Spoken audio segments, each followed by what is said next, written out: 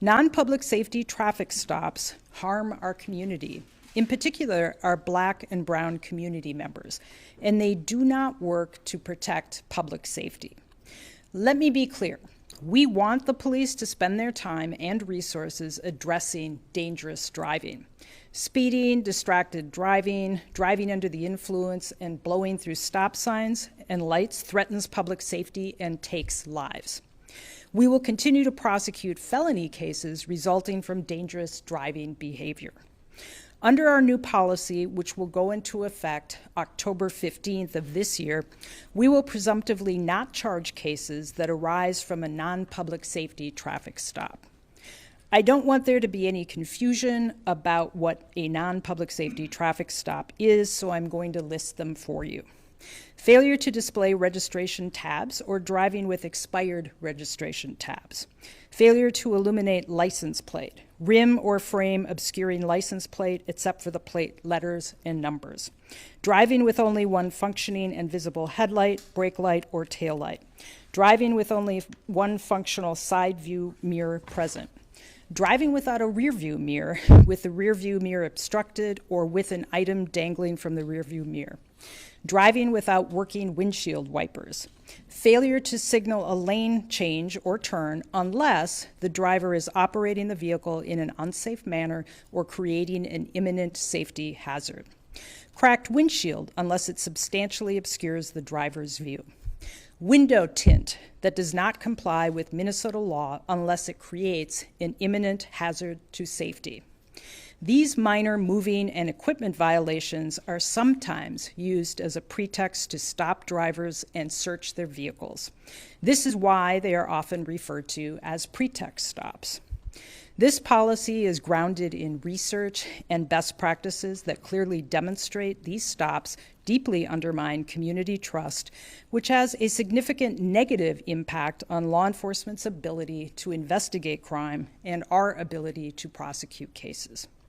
That reason alone would be enough to implement this policy. But in addition, these stops just don't work. The data is clear and consistent across the country. The rate at which these stops fail to recover contraband is stunning. Study after study has shown a failure rate of 99%. According to MPD data on equipment and moving violations from 2017 and 2018, a gun was recovered in less than half of 1% of the stops. That is a failure rate of 99.5%. Why would we spend limited time and money on a tactic that fails 99 times out of 100? It is an enormous waste of resources and comes at a devastating cost to our community. We must acknowledge the significant racialized harm that these stops inflict on our Black and Brown community members, sometimes to the point of death. Today, I am joined by Valerie Castile, the mother of Philando Castile, who was killed during a non-public safety traffic stop in 2016. Philando had been pulled over for a broken taillight on the night he was shot and killed by law enforcement. Before that day, he had been stopped by police at least 49 times in 13 years, often for minor infractions. No one should lose their life as a result of a broken taillight or because they have an item dangling from their rearview mirror. Nor should they be put through the inconvenience, humiliation, and trauma that results from being pulled over and searched as a result of a pretext stop. Our policy aligns with the non-public safety traffic stop provisions that were agreed to by the City of Minneapolis in both the federal and state consent decrees, which Mayor Fry and Chief O'Hara committed to follow earlier this year. And those consent decrees stemmed from extensive investigations and findings of discrimination by both federal and state government. To quote the U.S. Department of Justice investigation materials, from November 1st, 2016 to August 9th, 2022, MPD data showed it stopped but did not cite or arrest Black people at 5.7 times the rate at which it stopped but did not cite or arrest white people, given their shares of the population. This is why the report recommended limiting the use of pretext stops. But this pattern is not unique to Minneapolis, which is why this policy will cover all of Hennepin County.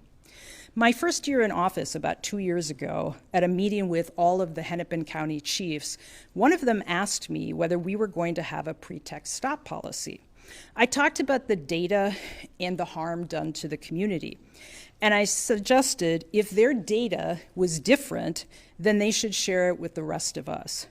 No one has. As a part of our new policy, we will support additional findings of the consent decree by presumptively not charging cases that directly result from only a consent search during a pedestrian or vehicle stop. A common scenario for a consent search is when an officer pulls over a car and asks the occupant whether they consent to having their property searched. The car, a purse, a backpack, something of that nature. The officer has no legal reason to search, which is why they are asking for consent. So consent searches allow officers to bypass all of the usual investigative steps necessary to establish probable cause and instead search a person or their vehicle solely based on the officer's request. Many people don't feel that they can refuse a consent search because of the power differential or the concern or fear of what might happen if they say no. They are also not an effective tool for public safety. Studies from around the country have established that consent searches are less likely to result in contraband than probable cause searches. And a recent study on the impact of consent searches in 5 states found that there is no discernible relationship between the use of consent searches and crime. As I said earlier, we are focusing on making evidence-informed decisions about what will actually improve public safety in our community. No policy can capture every scenario, so there will be exceptions on a case-by-case basis in circumstances that endanger public safety. As I said, we plan to implement this policy on October 15th, 2025. I look forward to robust input on this policy that is informed by data as well. While this policy is new for Hennepin County, it is not new in Minnesota. Our partners at the Ramsey County Attorney's Office have had a very similar policy in place since 2021. I'm thrilled to have Ramsey County Attorney John Choi here to talk about how well this has worked in his community and the support that Ramsey County law enforcement has brought to this critical work. Ramsey County Attorney John Choi. Thank you, County Attorney Moriarty. First of all, I just want to commend your courageousness because I believe that leaders consistently do the right thing and they stand for things that are important, justice, equity, and safety. And today, this change is so important because for too long, I think we haven't had this change across our state as well as across this country. And I really believe that what we ought to be doing in terms of the type of policing that is in a community, the type of prosecution, how the courts operate, all of that belongs to the people. And I think we should be talking to the people about and engaging them. And I know that's what County Attorney Moriarty has done in lifting up perspectives that aren't always at that table. For me, I knew this change had to be done, and I started having conversations with my law enforcement leaders back in 2019. Oftentimes, we ask so much of families, of communities of color. They have to have that talk with their loved ones and their family members. And so what society is expecting for too long is that people adapt to whatever the situation is. But I think the situation can change.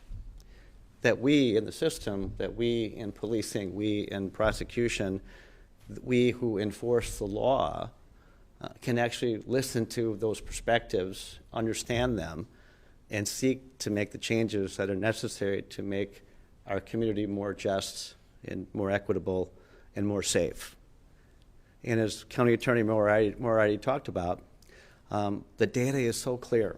I mean, you could just Google this, and you will find studies upon studies going back decades. And so we embarked on that change back in September of 2021. And it was truly the most controversial thing that I did as the leader in Ramsey County as the county attorney. But over time, as we have shown the public the data, to show that truly after the Justice Innovation Lab came in and studied what had happened, public safety was not negatively impacted at all. In fact, the trust that's been built between the participating police agencies and my office with the public is only enhanced. And the stories, I wish that there were chiefs here who could tell you the stories about how grateful people are about getting a notice in the mail instead of having been pulled over, in the assistance that we're providing for people in Ramsey County to get a voucher coupon so that they can get whatever the defective condition is. So for since 21, we've been on that journey. We've shown the research and the rate of recovery for these guns, for guns especially in St. Paul, that has not decreased. In fact, it's gone up. And everything that we said that we wanted to accomplish when we announced this policy in 2021, it's actually occurred. We said that we have limited time, scarcity. I mean, in Minneapolis, one of the big issues, I'm not sure that there's enough police. And so their time is valuable. And we've got to solve more murders in this town. We've got to solve more non-fatal shootings in this town. And that's where the resources need to be going to. And if we're talking about like driving, the type of driving that really matters to the public, it's like speeding. That kills people. Drunk driving kills people. When you're driving carelessly, you're on the phone, texting, that's what kills people. We should be focused on that type of traffic enforcement and not this type. And then we also said that, and then that's what happened in St. Paul and in Ramsey County. The percentage of moving violations increased, and then the equipment violations, the non-moving violations decreased. Today in St. Paul, over 90% of the traffic enforcement are moving violations. That's the North Star that I think all communities should be trying to get towards. And then, of course, with this policy, it's very, very narrow. But you know, the last time I looked at these numbers was about summer of '24, because we launched some videos, because I expected we'd get some questions about it. And I disclosed to the public about like how many of these cases came in. I think it was about 22 cases that implicated the policy. And then in preparation for today, I looked at the numbers. And guess what? These cases are not being presented to our office anymore. So through some good conversations and change, we're making things better. And the definition of insanity is to do things over and over and expect a different outcome. And so we have to be open to trying new things. We have to be open to listening to all communities. And I just want to commend Mary Moriarty for her leadership in pushing forward this conversation. And my message to all of those who are listening and who live in Hennepin County or work in Hennepin County, this policy actually works. It delivers on a better version of justice, a better version of policing, and a better version of justice for all. So thanks so much. Valerie Castile. Good evening, and thank you for all coming out. I wanted to thank Prosecuting Attorney Mary Moriarty and John Choi, because John Choi has been working on this pretextual stop policy for a while now. And I am Philando Castile's mother, and I don't think that his life should have been lost by this. A 89-cent bulb is why my son was killed. A 89-cent bulb. And to take on creating a policy to address pretextual stops is a huge thing, because as a mother, you know, we have to hold our breaths every time our kids go out the door, knowing that they're getting into a vehicle and driving and not knowing if they'll make it home safe. And just having these pretextual stops not done, then we won't feel that. You know, I am a mother and I love my son, and just having our community come together in order to face the realities of these non-safety traffic stops is ridiculous. I mean, it's something more that the police can be doing, addressing serious public safety hazards instead of just looking at a mechanical issue and pulling over a car doing a evidence that they're looking for something. But I do appreciate them coming up with this pretextual stop policy because it is working.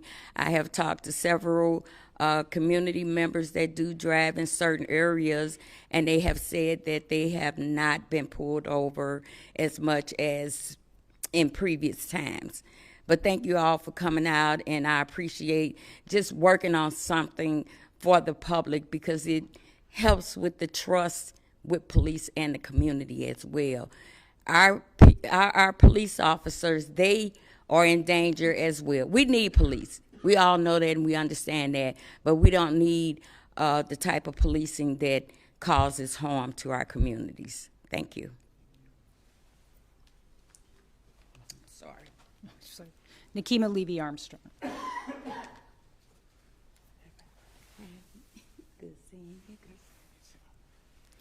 Good afternoon. Thank you all for being here.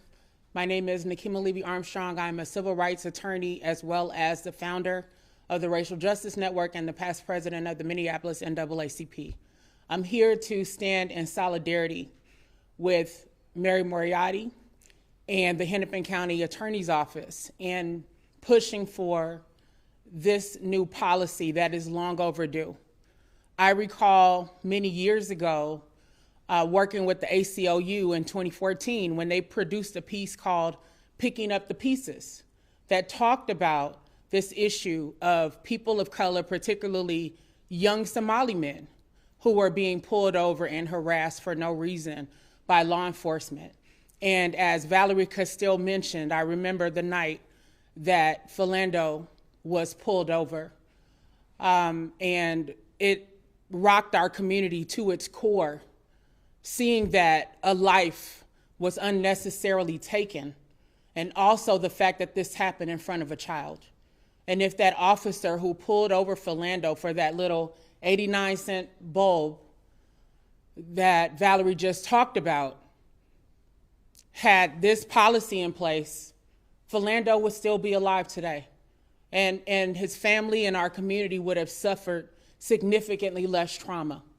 We can think about Dante Wright in 2021, same thing, being pulled over for having an air freshener hanging on his mirror. And the ripple effects of these unjustified murders continues to impact our community. As the founder of the Racial Justice Network, we approached then Chief Madeira Arredondo about the issues with equipment violation traffic stops that the Minneapolis Police Department was engaged in. And this was actually brought to our attention through Mary Moriarty as a result of her experience as the Chief Public Defender of Hennepin County and seeing the racial disproportionality of Black people and brown people being consistently pulled over for equipment violation traffic stops. And we have to understand that it's not just the trauma in that moment of having a police officer pull a person over and not knowing what's going to happen, but when people survive those stops, if and when they survive those stops, they are then brought into the criminal justice system, which impacts their ability to provide for their families when they have to take time off to go to court. And then if they are found guilty, they then have a criminal history, and it throws lives and families into turmoil completely unnecessarily. So when we approached Chief Arredondo during the pandemic about this issue, we asked for his data folks to be present, and we spent a year meeting with him to talk about overturning that particular policy of police officers being able to pull people over for equipment violation traffic stops. We asked for a moratorium at that time, and although the chief didn't agree to a moratorium, what he did agree upon was to allow the Minneapolis police officers to give people a fix-it coupon. And that was in collaboration with the local nonprofit that gives people coupons instead of citations when they have an equipment violation issue. So this policy is long overdue. I believe it can save lives. I believe that it will reduce trauma in our community. It will reduce wasting the time of officers who, as folks have said earlier, need to be focused on solving some of the serious crimes and murders that have happened in this community. And it will allow people to breathe a sigh of relief, because some folks have issues with equipment violations because they can't afford to get them fixed. It shouldn't be a criminal justice issue, and it certainly shouldn't be a life or death issue. So I'm here standing in solidarity, and I'm glad that Mary Moriarty and her staff have made this crucial decision for residents of Hennepin County. Thank you. Questions? Can you talk about, even if just a ballpark concept, what amount of casework are we talking about? Is this a common type of situation that you see coming to your office, where you have casework that's coming that originated with this kind of law enforcement stuff? I think the question is this pretty much how many cases do we get? I think it depends on the jurisdiction. We don't see pretext stops in some cities, others we do. It's just dependent on which jurisdiction that you're in. We will be keeping data on this and trying to monitor what kind of stops we see. And our hope is, as County Attorney Choi said, that police will stop these pretext stops, and so we won't see those cases at all. So my understanding is that this is already the policy in Minneapolis, correct? Does this apply to the suburbs then? Or? Yeah, so the question is, my understanding is that this is already the policy in Minneapolis. Will this apply to the suburbs? It's actually not the policy in Minneapolis. It was part of the consent decree, actually both the federal and state consent decrees, but it has not been implemented yet. I think we're due to get an update from ELIFA, the monitoring group, at the end of this month. And as you know, both Chief O'Hara and Mayor Fry said, even though the federal consent decree will not be enforced because the federal government withdrew from that, they promised that they will continue to have these policies, what was agreed to in the consent decree. In terms of the rest of law enforcement, which also includes the sheriff, by the way, although I talked about data from Minneapolis, as County Attorney Choi said, the data is pretty consistent all over the country. And so the same reasons that apply to Minneapolis apply to all of the suburbs. It also doesn't make much sense to be a driver and be thinking, well, I can't be stopped by MPD, but I could be stopped by the sheriff, or to drive across to one of the suburbs and not know that you would be subject to being stopped there. So as we know, this has been incredibly successful in Ramsey County. We also know, I think it was Chief Henry of St. Paul, who said he was a little reluctant to go into this. He wasn't sure how well it would work. And I've seen him on video talking about how much trust was gained with the community because they were not engaging in these stops anymore. Can you kind of break down how this might work in practice then? Say Brooklyn Center cop pulls over someone who doesn't have 2 license plates or something, doesn't have their tax current. They ask the driver if they can search. The driver complies, consents. They find a gun. Does that mean you won't charge that, or you'll think twice about charging it? Or just kind of break down the process. Sure. The question was, let's say an officer in Brooklyn Park or any other suburb pulls over someone based on a pretext stop, and they search the car and they find a gun. What happens then? The presumption is that we will not charge it, but we will have an exception. We will be able, just as the policy is in Ramsey County, we will be able to look at the specific circumstances, and if there's a compelling public safety interest there, we may make an exception to the policy and charge. Is this going to be just like Ramsey County when you talk about the citations? If someone is not pulled over, they take down a license plate and then send them a note, so to speak? Thank you for that question. The question is this going to be like the practice, actually, in Ramsey County, where police officers don't actually pull somebody over, they take the plate down, and a coupon is sent to the driver to get those repairs. So right now, I've had extensive conversations with County Attorney Choi about that. And as Nikema Levy-Armstrong mentioned, Minneapolis does have those coupons. The issue with that is that you actually have to pull the person over to hand them the coupon. And so the idea is to avoid that contact between community and police. We do not yet have that set up here, but we have already started the process of looking into how we can do that, because that's the best practice. Two questions.